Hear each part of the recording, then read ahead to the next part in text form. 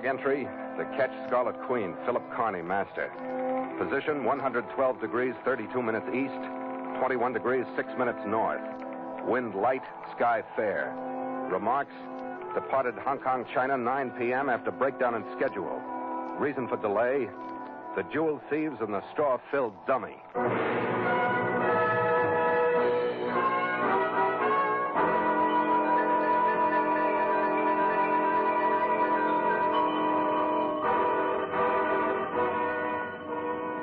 My main purpose when the Scarlet Queen slipped past Stonecutters Island and into the teeming harbor of Hong Kong was to locate my Chinese boss, Kuji Kang, or at least to get some word of instruction for the charter voyage that had brought me all the way from San Francisco.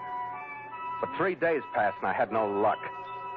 I combed the city of Victoria from the Peak to Broadway on the waterfront, but the Queen idly scraped her fenders on the dock.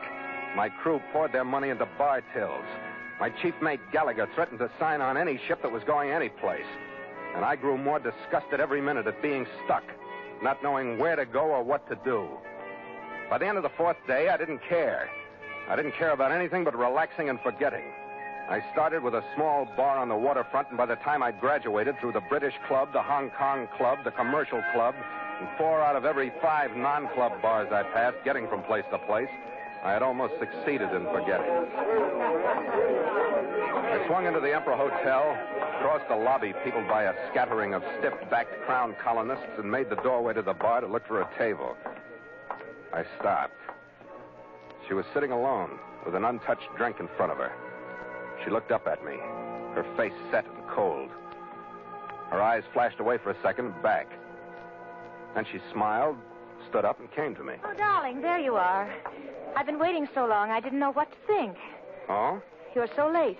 We'll have to rush to get dressed in time for dinner. Come on, I have the key to our room. I stopped thinking it was the new Hong Kong approach when she took my arm to swing me back into the lobby.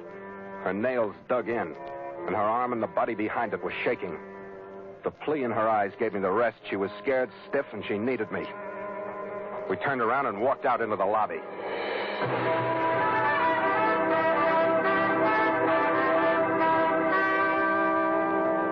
So Mutual continues The Voyage of the Scarlet Queen, written by Gil Dowd and Bob Tallman, and starring Elliott Lewis.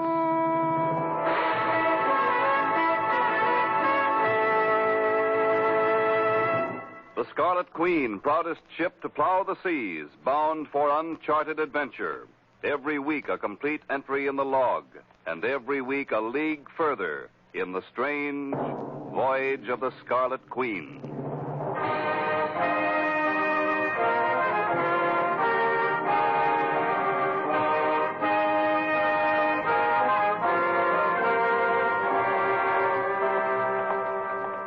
She led me across the lobby without another word, her nails still digging through my coat sleeve, her arm still shaking.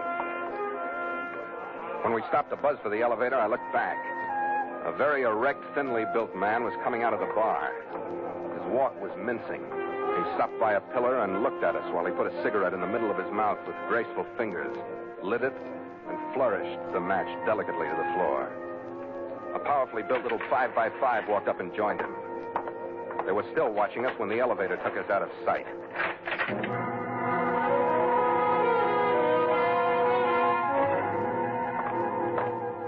The room was at the front of the building on the 3rd floor. Here. She handed me the key to unlock the door. But when it closed, everything drained out of her. She slumped down on the edge of the bed. I don't know what I'm going to do. I'm so frightened. Now, take it easy. You want to try a drink or something? A glass of water. Sure.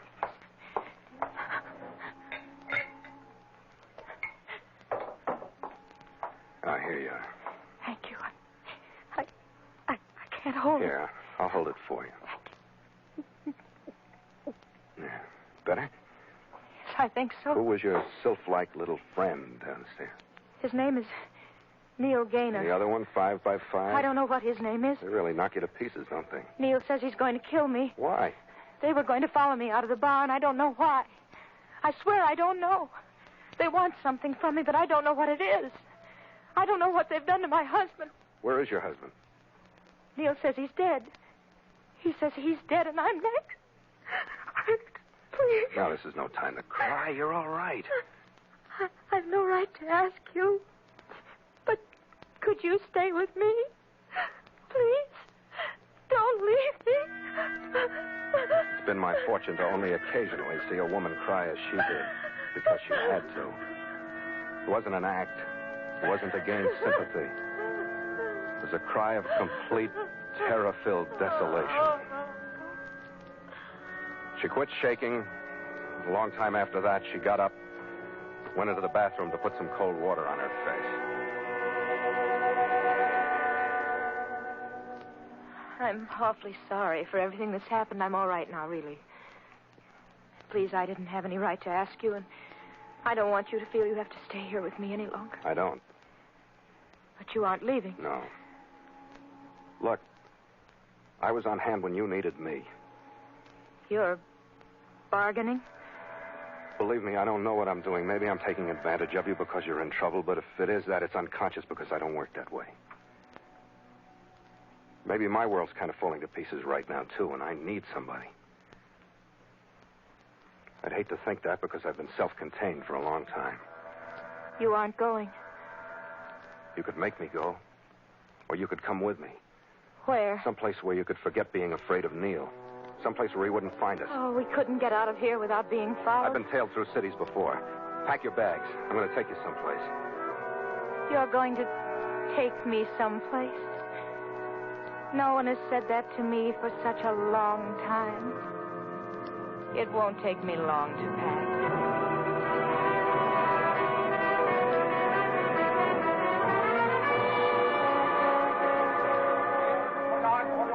I called a cab and we left the hotel by a rear door. We shouldn't have bothered. There was enough light for me to see Neil Gaynor leaning against the building. When we got into our cab, he got into one parked behind us. We want speed, driver. Turn left at the end of the alley, and I'll give you directions from then on.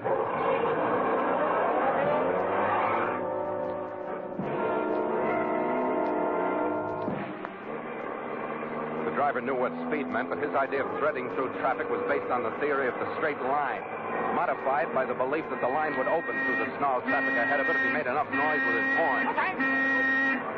We crossed and recrossed the level sections of town with Neil and the other cab trailing in our wake. We paralleled the waterfront, dodged through a maze of warehouses, finally lost him. We climbed halfway up Victoria Peak, took one of the terrace roads to the left, dropped to within a block of sea level, and I finally shouted the driver to a stop in front of a Chinese flat. Right here, Charlie. All right, come on.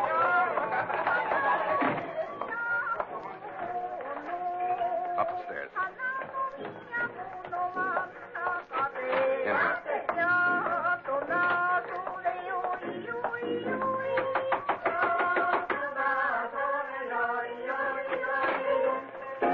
Hello, Kim Yui. You remember me? The one called Connie. The year have been many, Sancho. Stand before me. We need a room for the lady, Kim Yui. It is done. Her baggage is outside by the steps. My son will bring it. Oh, Tangare. Follow.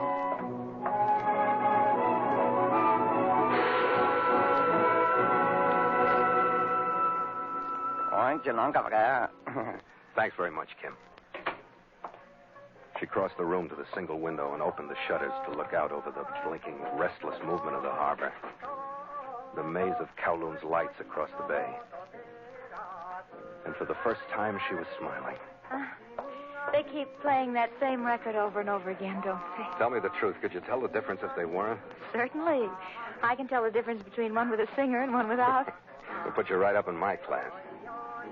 Feeling better? Of course I am. Your friend downstairs called you Carney? That's right, Phil. Phil Carney. You must have one, too, huh? I don't want to tell you. Well, give me a phony, then. Tell me something. No, it's not that I want to hide anything from you. You just won't like it. My last name is Ainley. What, Ainley? You won't like it. It's Henrietta. Oh, no. I told you. Oh, it's all right. It's a fine name, but you becomes you like a diving suit would. I told you. Well, it's too late to do anything legal about it. I'll call you Hank. Oh, do you think that's prettier? Hank? It's not too feminine, but when you look like you do, they could call you Sam, and it wouldn't matter. So it's all right, huh? Sure. Everything is. Just for a little while, everything is all right. Don't talk about it if you don't want to. I think I do want to. It's simple enough, I guess. You see, my parents were killed out here during the war, and after it was over, I was all alone. Uh-huh. And I married Lucian Ainley. He was good to me. I don't know what he was mixed up in with Neil. I never asked him about anything. When was the last time you saw him? That was over 3 weeks ago. You see, our home was in Calcutta, and he just left one day and didn't come back. And then I got a cable to meet him here, but when I got here, it wasn't Lucian, it was Neil. And I just don't know what it all means, because the way Neil said it, I think he killed Lucian. If I just only knew... Take it easy, Hank. If I knew what he was Hey, we're out of the Emperor, remember? We came out here so you could forget being scared. I'm sorry, Phil. Everything is all right. Really, it is. What's the matter, Phil? Everything's a little frightening. What, Phil? You? What happens to me? Come here, Hank. Yes? I just want your face, like this, so I can look at it. What, Phil? I wondered what makes you so beautiful. Your mouth's a little too wide, your eyes are a little too widely spaced, your cheekbones a little too high. They're playing that same record again. Maybe you don't like comparisons, but this is supposed to be a compliment. There's a woman who's very important in my life. Oh? You look like her. Where is she? She's on my ship. Her name is the Scarlet Queen. She's carved from wood, and she spends all her time under the bowsprit, from where she keeps a good watch on what she's leading the rest of us into. And you look like her. Do you mind? I think it's wonderful. I think it takes care of everything that wasn't taken care of before. Phil, wait. All right, Hank. Phil, I wanted to tell you. I was scared again when you said there was a woman. I was jealous. I want to tell you what's happening to me. That puts you right up in my class. Oh, then it's all right. Oh, Phil. You and your wooden woman.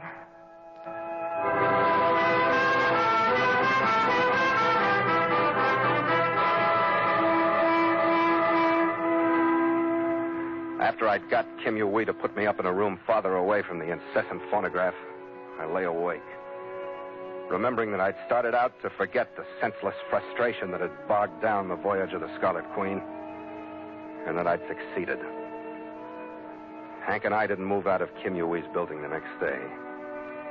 We spent most of our time watching the street from the window to see if our taxi dash of the night before had really shaken off her persistent friends. Nobody bothered us. Nothing did. Because there didn't seem to be anything else in the world except this dream that had picked us up out of the center of reality. That we couldn't or wouldn't leave.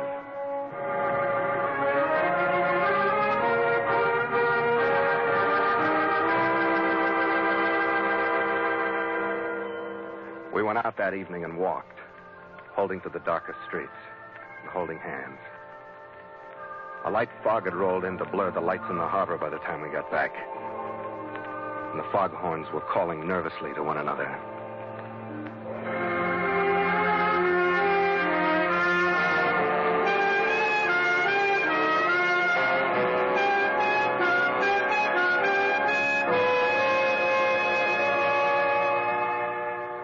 The next morning, we hired a taxi. It followed the winding, picturesque road around to Repulse Bay. We swam in the blue water, lay on the sand in the sun, drank in the hotel bar. It was just before sunset when we got back to Kim Yui's, climbed the stairs, opened the door to find the dream invaded. The room had been ripped to pieces, and it was cluttered by the things from her luggage. In the middle of it stood the slight, mincing man from the Emperor lobby, Neil Gaynor, his graceful fingers holding a small Japanese automatic. Ah, Tristan and Isolde, do come in. Neil, go away. Oh, I'll come to you. Will you really? The door, Captain Connor, close it if you will. Dear Henrietta, you're actually blowing. What's happened to you? I must know. Please, Neil, give me just 2 hours. I promise I'll come to you. The power of man, really, the utter effectiveness of him. What has he wrought, Henrietta? Look, Nola, straighten up and say something. I'm losing my temper, and I'm going to make you kill me to keep me from getting my fingers around that dimpled throat of yours. Phil, please don't, Phil. What Isolde means is that I would put out both your eyes before you took 2 steps. Bang, bang. I don't see how you stand the noise. My aunt to be brave. All right, my man of action. And knowing your type, I will show you how sweetly my little one speaks. Just the tip of your right ear. You control yourself, Henrietta. Turn your head, Captain. See. Just a slow welling of good, healthy blood. Just a nick. And another one beside the first. Now, my man of action, I hope you feel some respect for my little one. And I will leave my warning unspoken. Sit down, Henrietta. Your man will remain behind you. How much have you told him? About what, Neil? Oh, you're such a young, innocent, aren't you? How much have you told him? I don't know what you're talking about, Neil. How could I tell him anything? Who are you trying to impress? After all, the captain shouldn't mind if you're only a few £100,000 sterling outside the law, should you, Captain? As long as you're enjoying yourself. I don't know what you're talking about, Neil. How interesting. You mean the disposal of jewels valued at £200,000 was too unimportant to be discussed in your home? Neil, do you mean my husband? I do indeed, and you know it. Lucian Ainley and the brilliant robbery of the Himalayan Transport Company. You believe it, or you wouldn't have flown so rapidly to Hong Kong after my cable to. I was worried about Lucian. You were worried about the jewels. Where is Lucian? He is dead, my dear. And you and your captain will be also, unless you tell me where the jewels are. Neil, I don't know anything about them. Lucian never told me anything. Believe me, I don't know. Neil, what are you doing? Sit still. If you tell me the same story for 40 minutes, I'll try to believe you. I'd moved 2 inches closer to the chair while he backed halfway across the room. He had a thin leather belt in one hand, and he held his automatic in the other. Just as his arm went back and he was briefly off balance, I dropped to my knees behind the chair, grabbed the legs, and threw everything. Chair, writhing girl, and my 210 pounds on him, all at the same time. I stumbled across Hank in the tangle, sprawled forward into Neil's legs just as his automatic snapped. I got my feet under me, pulled him partway up by his hair and one shoulder, gave him my right knee. I heard his breath leave him. When the pain doubled him up, I hit him just above the chin with my right. I got to my feet, lifted Neil by his clothes. I took him out of the room. I stopped at the head of the stairs, and I tossed him down.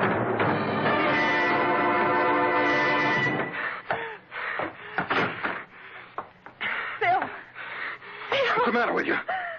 Oh, are you all right? Sure, I'm all right. Oh, hold me, Phil, please. Hold me. Did he hurt you? Not very much. The devil he didn't. Phil, could we go someplace else? You mean 5 by 5 might show up now? Oh, I think so. We aren't going anyplace else. We'll wait for him. Go get some decent clothes on. Do something with your face. You're a mess.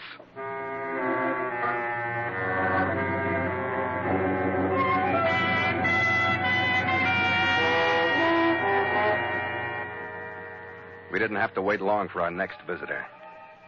When I heard his footsteps on the stairs leading to our floor, I hustled Hank into a corner where she'd be out of sight. I waited at the door with Neil's automatic. A funny approach, and for a split second I had the crazy hunch that it wasn't 5 by 5. The hunch was right, it wasn't. Skip! What the devil happened to you? Gallagher, what are you doing here? Well, I came up to talk to you. What do you want, Red? I just wanted to talk to you. Don't you think this vacation has gone on long enough? What do you mean? I just want to know if you're going to turn into a Hong Kong playboy or come back to the ship, that's all. I think the least I deserve is the truth, don't you? Yes. Well, dear. I'm not thinking about myself. I'm thinking about the boys and the crew. After all, they're as much your responsibility as mine, and I'm not... Well, can you come out here so I can talk to you? Yeah, sure, Red. What? Some dough was delivered to the ship for you and sailing orders from Kang. Did you open them? They were open. The next port's Haiphong.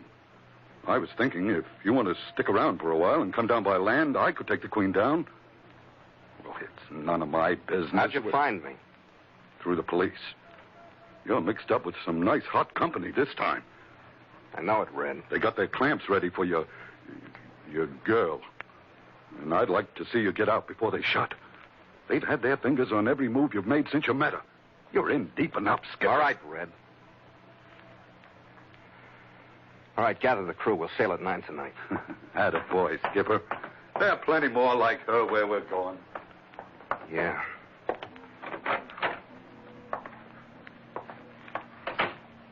What? What is it, Phil? Come here, Hank. Sit down. Is this goodbye, Phil? You just tell me if it is. What if I told you that Red was taking the ship and that I was going to stay here? Oh, that'd be bad for you and good for me. And we'd make it somehow. What about that 200,000-pound bundle of jewels? Would it make any difference, Phil? No. Now, what if I told you that the police here in Hong Kong were absolutely sure that you do know where the jewels are? Phil, that's impossible. Unless Neil made a sworn statement out of his suspicion. It's true, Hank. They're ready to take you. Listen, if I could draw the police away from you and give you a break... You draw the police away from me. You wouldn't take the break? With you drawing the police? What kind of a break would that be with you in danger for no reason at all? Phil, why are you saying all these things? To get to the real way out and to make it sound as simple as it really is. The Scarlet Queen is sailing tonight at 9 and you're going with her. Oh, I could go with you? You see how simple it is? Oh, it's with you. That's all I can see. It's the way out, Hank. We'll figure the rest when it comes up, okay? Oh, okay. How can I answer that? How can I answer a question as big as my whole life? Just say sure it's okay and shut up. You better just shut up and come here.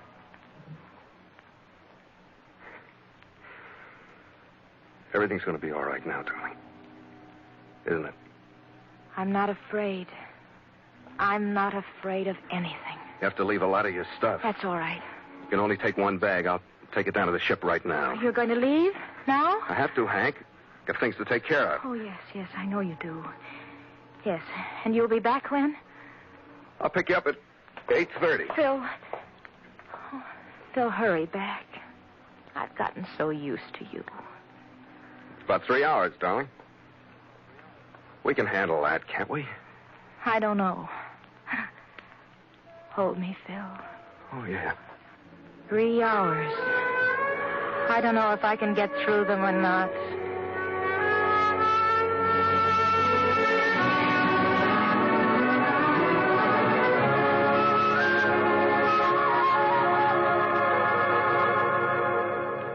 I took her one small bag with me when I left.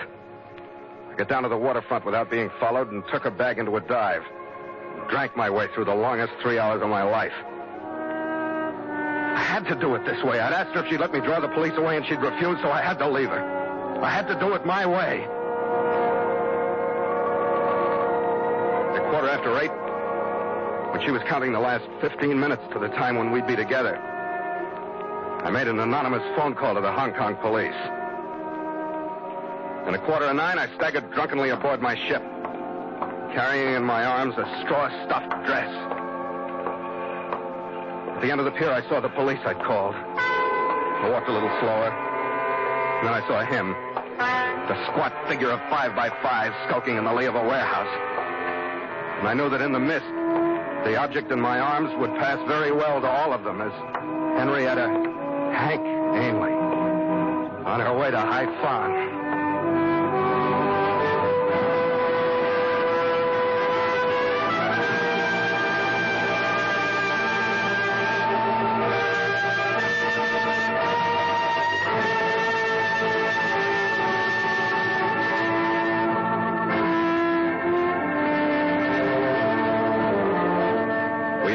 Slowly out of the fog-blanketed harbor, cut past the invisible Stonecutter's Island, and turned south into the steady roll of the South China Sea. The wind we picked up outside swirled gray dampness across our decks. rattled the running rigging. Stand by to make sail!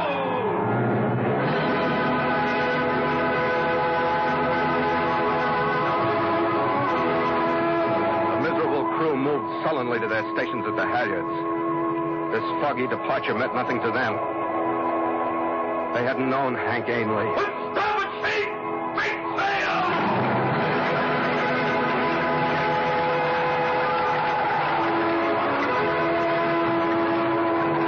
The main sheet moved sluggishly up the mast, and the moisture that clung to it gleamed dully in the faint glow of our running lights. To the jib sheet, men! Quietly now!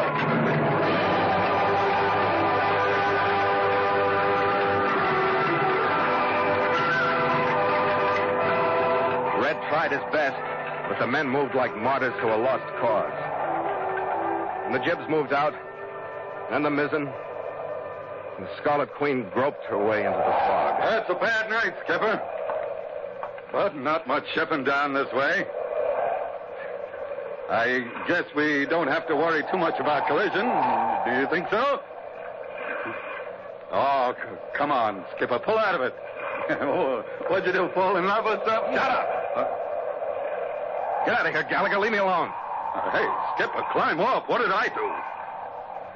Nothing, Red. Nothing. Look at you! What's the matter with me? You got us 2 points off course, and the mainsail is starting to flutter. That proves she wasn't good for you. Oh, look. You already got one lady in your life. That Scarlet Beauty under our bowsprit. Log entry. The Ketch Scarlet Queen. 11:30 p.m. Miles traveled from San Francisco, 11,047. Dense fog. Wind light. Sail reduced because of bad visibility. Ship secured for night. Signed, Philip Carney, Master.